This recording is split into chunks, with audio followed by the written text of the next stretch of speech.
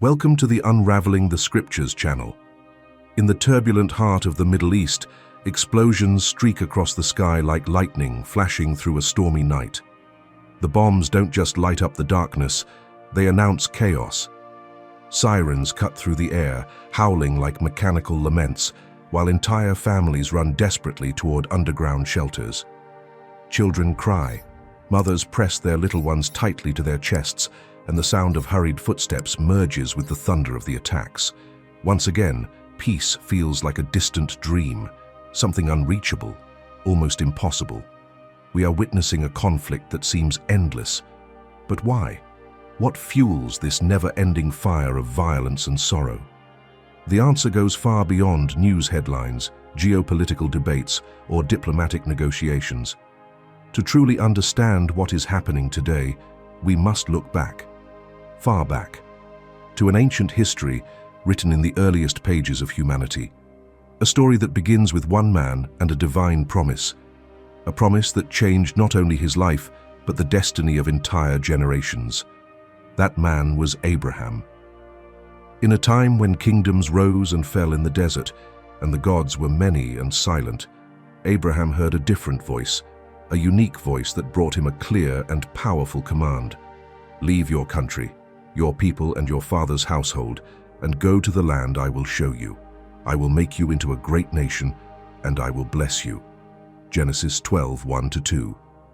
It was a bold promise, a heavenly covenant. But with that blessing also came the root of a deep division. A division that centuries later still echoes in every explosion, every attack, every conflict we witness today. But what exactly happened with Abraham's children that led their descendants to clash with such fury even now? To understand, we must return to the origin. It all begins with the promise. God had said Abraham would have a son, and that from this son a great nation would arise. But time passed, and nothing happened. Sarah, Abraham's wife, faced a harsh reality. She was barren, and beyond that, age was catching up with her. The promise seemed ever more distant, almost unreachable. Faith, no matter how firm, began to give way to doubt, and doubt soon turned into impatience, which evolved into anxiety, fear, and frustration. Then, in a desperate attempt to help the promise come true, Sarah made a bold decision, one with far-reaching consequences. She offered her Egyptian servant Hagar to Abraham so that the promised child might come through her, a human attempt to solve what felt like a divine delay. Abraham agreed, and from that union, a boy was born, Ishmael. But that hasty decision, born from human impatience, was not the fulfillment of God's ultimate plan. On the contrary, it marked the beginning of a deep, complex, and above all, painful division. Without realizing it, Abraham and Sarah had planted the seeds of a rivalry that would outlive them. An ancient misunderstanding that would span centuries, shaping generations and determining the course of entire nations. What seemed like a practical solution, born of sincere anguish, would become the origin of a conflict that endures to this day, placing brothers on opposing sides of history. Yet, the divine plan had not been fully revealed. Something greater was still to come. A new chapter that would once again transform everything. The true promise was still unfolding. The son born from Abraham and Hagar was named Ishmael, a name full of meaning. God hears. And God did hear. He heard the silent cry of Hagar, the rejected, afflicted, and lonely servant who had fled into the desert, trying to escape Sarah's harsh treatment. In the vast emptiness of that desert, where hope seems to vanish into the sand, Hagar was found by the angel of the Lord. And there, in the middle of solitude and abandonment, she received a revelation about her son's future, a prophecy both powerful and unsettling. He will be a wild donkey of a man. His hand will be against everyone and everyone's hand against him, and he will live in hostility toward all his brothers. Genesis 16:12. This was not just a description of Ishmael's temperament, but a forewarning. His life would be marked by resistance, conflict, and a constant need to prove himself, to fight for space, to exist against all odds. It was as if, from the womb, he carried a calling to survive in a world that would always see him as an outsider. Ishmael grew up under the care of his father Abraham, but also in the shadow of a promise that was not his. He was the patriarch's son, loved, protected, but he was not the heir to the covenant. That distinction hung over him like a constant cloud, something unspoken, yet ever present, a silent tension, a feeling of displacement. Everyone around him seemed to sense that the true fulfillment of the promise had not yet come. And when that moment finally arrived, it defied all human logic. God, faithful to his word, fulfilled what he had promised. Against all odds, defying natural limitations, he made a miracle bloom from Sarah's barrenness. Abraham was already 100 years old, Sarah 90. Both well past the age of childbearing, marked by time, no longer expecting anything. And yet, the impossible happened. Isaac was born. Sarah's laugh of disbelief turned into laughter of joy. Isaac, whose name means "he laughs," brought light and hope to Abraham's household. He was the long-awaited son, the legitimate heir to the covenant with God, the link that would connect divine promises to future generations. His birth was more than a miracle of life. It was confirmation that, at the appointed time, God's plan comes to pass, even when delayed, even when everything seems to say otherwise. But with joy came a new tension. Now there were two children under the same roof, two boys, two destinies, two futures that could not coexist in harmony. On one side, Ishmael, the firstborn, born of human initiative. On the other, Isaac, the child of the promise, born through divine intervention. The rivalry that had begun with a hasty decision was now taking real, tangible form. The stage was set for a conflict that would stretch far beyond the childhood of these two brothers. Abraham's heart was torn. On one side, the natural, deep, and legitimate love he had for his firstborn, Ishmael. On the other, the unmistakable divine direction pointing to Isaac as the rightful heir to the eternal covenant. It was a dilemma that tore at the soul of a father, to love both sons, but to know that only one would carry the sacred lineage. God left no room for doubt.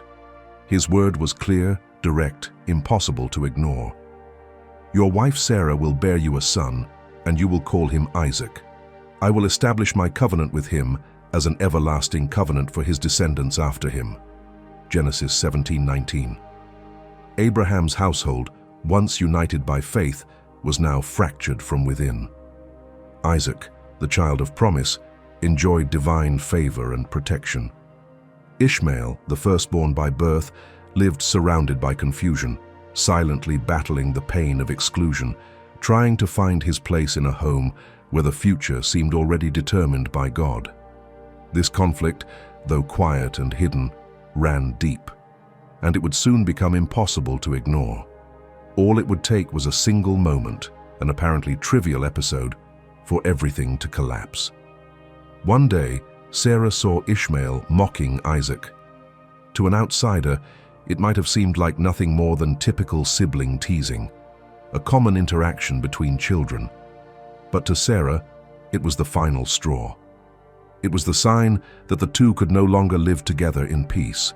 So she made a hard but definitive decision. She demanded that Abraham send Hagar and her son Ishmael away. The request struck Abraham like a crushing blow.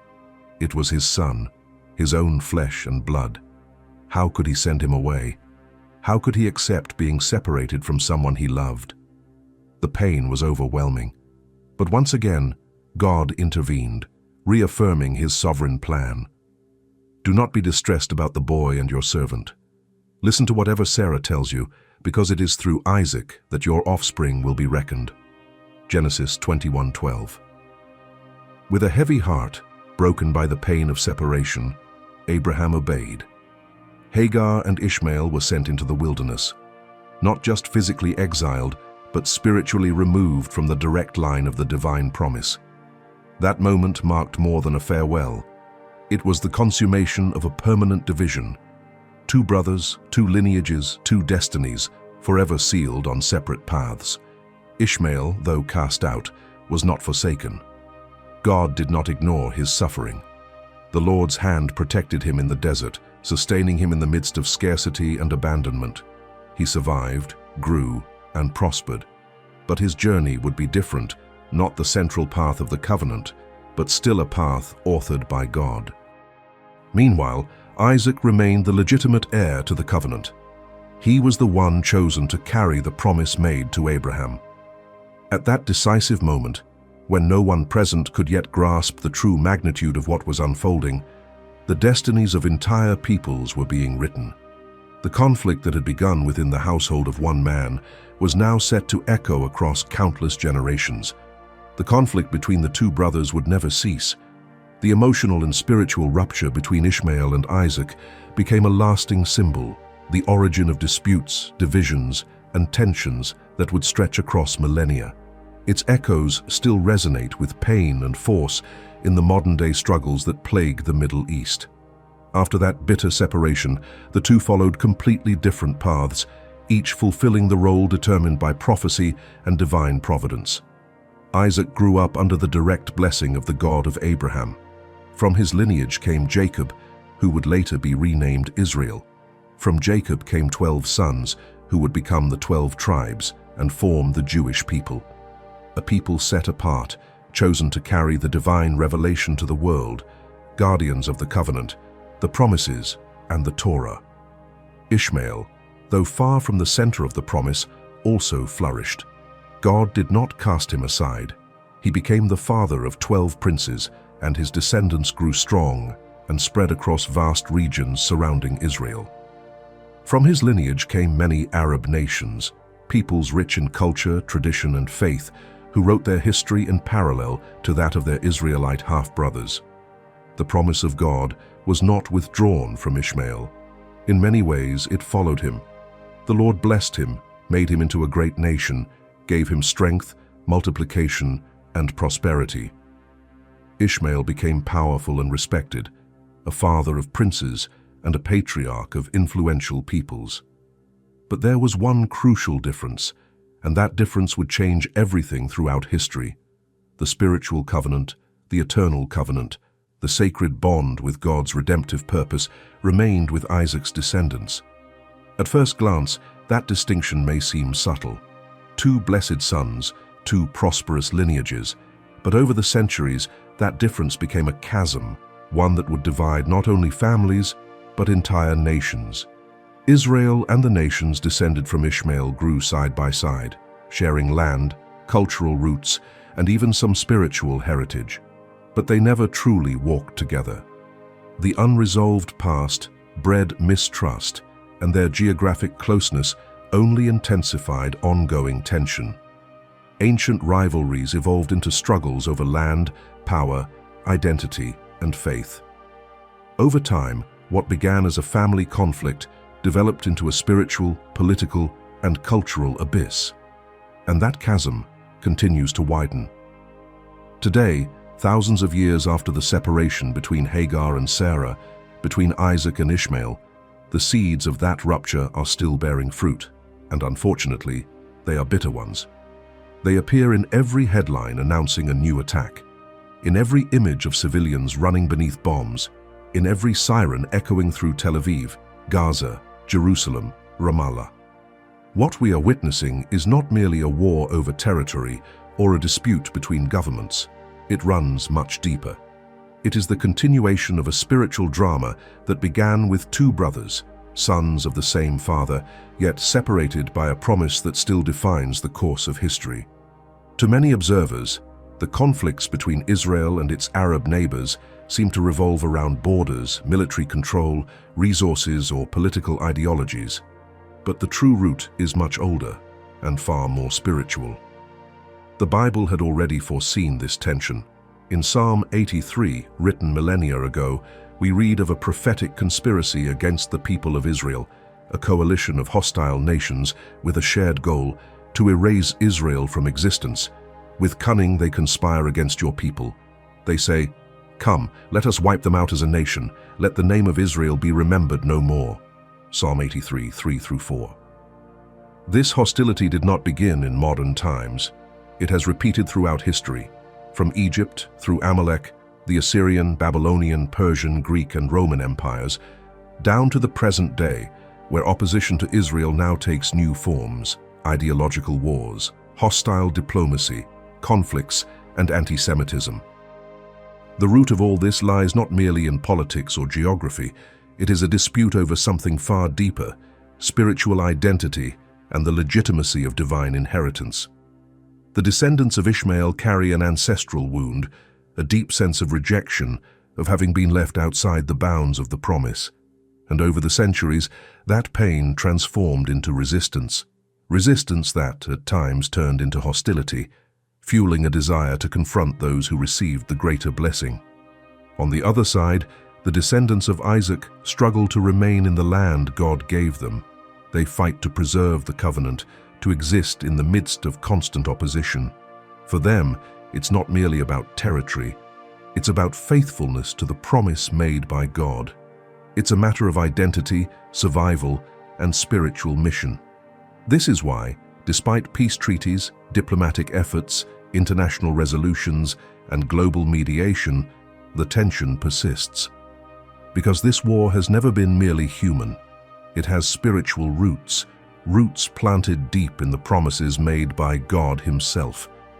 At the center of this tension lies a land small in size, but immeasurable in significance: the Promised Land. God made an oath to Abraham, a clear, authoritative, and firm promise: "All the land that you see I will give to you and your offspring forever." Genesis 13:15. This was no fleeting statement. The promise was renewed to Isaac and then confirmed to Jacob, who would later be called Israel. This covenant spanned generations, endured captivities, invasions, and exile, and ultimately reached fulfillment in the formation of the modern nation of Israel. To the descendants of Ishmael, who also multiplied and settled vast regions surrounding the Promised Land, that inheritance, given exclusively to Isaac's lineage, seemed at the very least unjust. How could one nation claim exclusive rights to a land so desired, so sacred, so full of meaning? Over time, the land promised to Abraham became the epicenter of global tensions, and at the heart of that land stands a city, Jerusalem, the holy city, a crossroads of faith, history, and contention. For centuries, Jerusalem has been coveted by empires, armies, and civilizations. But for the descendants of Ishmael, scattered across various nations and identities, there was something even deeper driving that desire. Jerusalem is a living symbol of a promise that was never theirs. The people of Isaac became to them a constant reminder of an ancient exclusion, a painful memory marked not just by political differences, but by a spiritual divide. The struggle over land, the one we see daily in news reports, is just the surface of a wound much deeper. What is truly at stake is not simply who owns each piece of ground, but rather who carries the promise, who is the rightful heir, who has the spiritual right to exist in that sacred land. That is why every stone of Jerusalem, every contested border of Israel, every divided or besieged city carries a weight that surpasses diplomacy. They carry the weight of a covenant, an eternal covenant made by God with a single lineage. And as long as that covenant stands, no treaty will be enough to bring about lasting peace. Since Israel's rebirth as a nation in 1948, its existence has been marked by resistance and persecution. Its story has been written in battles, sieges, rebuilding efforts, and miracles, not only against human armies, but against a spirit of rejection that was born the day Ishmael was separated from Isaac. The Bible records a long succession of enemies who tried to destroy the people of the promise: Egyptians, Philistines, Amalekites, Moabites, Assyrians, Babylonians.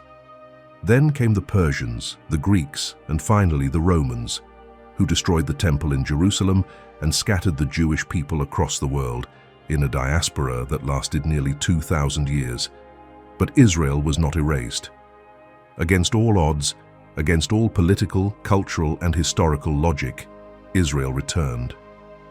In 1948, it re-emerged as a nation, an event considered by many to be the prophetic fulfillment of centuries of promises. And what followed? More wars, more conflict. 1948, the War of Independence. 1967, the Six-Day War. 1973, the Yom Kippur War. And after that, intifadas, terror attacks, hostilities with armed groups, sieges, broken negotiations, temporary agreements, and a peace that never holds. Why so much resistance to the existence of such a small country? Why so much hatred, so much tension, so much fear? The answer is both simple and deep. Because this conflict was never merely geopolitical, it is spiritual. It is rooted in something the United Nations cannot grasp, much less resolve. It is written in the ancient pages of Genesis. The descendants of Isaac carry the seal of the promise, and the descendants of Ishmael carry a millennia-old struggle for recognition. But the Bible also points to a conclusion, one that is yet to come. Despite all the pain, the bloodshed, and the division that has marked the centuries, there is a final destiny prepared for both sons. A destiny that will not be fulfilled through political treaties, diplomatic resolutions, or temporary ceasefires, but through something infinitely greater, the reign of the Prince of Peace. The prophets of Israel announced this day with clarity, a time when swords will be turned into plowshares and spears into pruning hooks, a time when war will cease because hearts will be transformed. He will judge between the nations and will settle disputes for many peoples. They will beat their swords into plowshares and their spears into pruning hooks. Nation will not take up sword against nation, nor will they train for war anymore. Isaiah 2:4. There will come a time, and it is closer than we think, when the sons of Ishmael and the sons of Isaac will no longer meet on battlefields. Instead, they will ascend together to Jerusalem, not to compete for territory, but to worship the true God, to recognize that there is one Lord, and that He is Father of all nations. The tears that have watered deserts, that have run through blood-soaked valleys, will be wiped away. Not by a political leader, not by an international treaty, but by the one who has the power to reconcile the irreconcilable. The Messiah will come, and with Him will come justice, truth, and true peace. A peace that does not depend on lines drawn on maps, but on transformed hearts. A peace not born of human agreements, but of the eternal fulfillment of God's divine plan. Because in the end, God did not reject Ishmael. He only removed him from the central covenant so that in due time, he too would be included in the greater plan, the plan of redemption. And that plan includes all nations, even the sons of the desert. The war between brothers will not last forever. The time of reconciliation will come. The promise God made in the beginning will not remain incomplete. History will not end in division and blood. It will end in peace and redemption. Because the God who made the promise is faithful. He does not make mistakes. He does not abandon what He has begun. He does not write unfinished stories. Even when paths diverge, even when pain seems greater than hope, the divine plan continues. God continues working, sometimes in silence, other times with clarity, but always moving toward an eternal and glorious purpose. The covenant made with Abraham was never limited to a single ethnicity, a single border, or a single people. It was a starting point, a beginning. Because from the very start, the desire of God's heart was greater, to reach all the families of the earth. As He Himself said, "Through you all the families of the earth shall be blessed." Genesis 12:3. That promise is universal, and it was reaffirmed centuries later when the Apostle Paul revealed the mystery hidden since ancient times. If you belong to Christ, then you are Abraham's seed and heirs according to the promise. Galatians 3:29. This revelation changes everything. It breaks down the ethnic, geographic, and spiritual barriers that once separated Jews and Gentiles, Israelites and Ishmaelites. The cross of Christ became the bridge between brothers once divided. Jesus, the true promised descendant, came to unite what sin had separated, to restore what was broken, to redeem what seemed irreconcilable. Now, those who once fought for a piece of land can inherit heaven. Those born in the desert can drink from the water of life.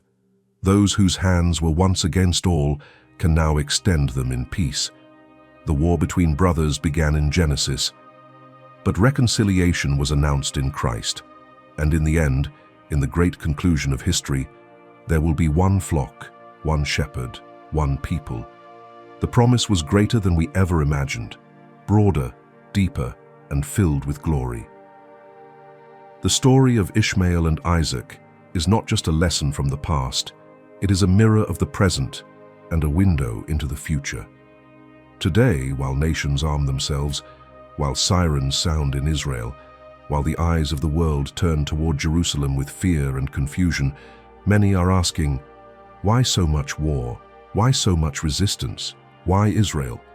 The answer lies in the origin, in that ancient day when two brothers were separated, when one promise was sealed with a covenant, and the other was sent into the wilderness with a parallel destiny. But the God who called Abraham never lost control. He still reigns, he still speaks, he still fulfills what he has promised, and he is preparing the return of the true heir, the one who will bring reconciliation between peoples, justice among nations, and true peace upon the earth. The Lord will be king over the whole earth. On that day there will be one Lord, and his name the only name. Zechariah 14:9.